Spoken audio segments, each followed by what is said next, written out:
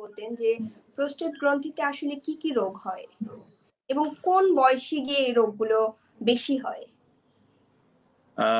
Prostate গ্রন্থির রোগ আসলে সেক্সুয়ালি অ্যাক্টিভ যে কোনো মেলদের হতে পারে, যাদের ফ্রিকুয়েন্ট ইউরিনারি ট্র্যাক্ট ইনফেকশন হয় এবং যাদের বীর্যের নালীর কোনো ইনফেকশন হয়, তাদের ক্ষেত্রে প্রোস্টেট গ্ল্যান্ডেরও ইনফেকশন বা ইনফ্ল্যামেশন প্রদাহ হতে পারে। সো আমরা যদি প্রোস্টেট গ্রন্থির রোগ চিন্তা করি, তাহলে একটা হলো প্রোস্টেট গ্রন্থির প্রদাহ, যেটাকে আমরা প্রোস্টেটাইটিস বলি, যেটা অ্যাকুট হতে পারে, ক্রনিক হতে পারে।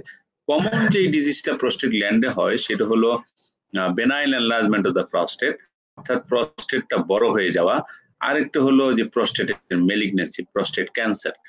এই দুটো ডিজিজই কিন্তু প্রস্টেটে খুব কমন, আমরা আমাদের পপুলেশনে সবচেয়ে বেশি দেখে থাকি। এছাড়াও প্রস্টেট গ্ল্যান্ডে টিউবারকুলোসিস রোগও হতে পারে, প্রস্টেটাইটিস হতে পারে। But enlargement of the prostate, that is benign enlargement of the prostate and cancer prostate, এই দুটাই প্রস্টেটের মেইন রোগ আমরা মনে করি।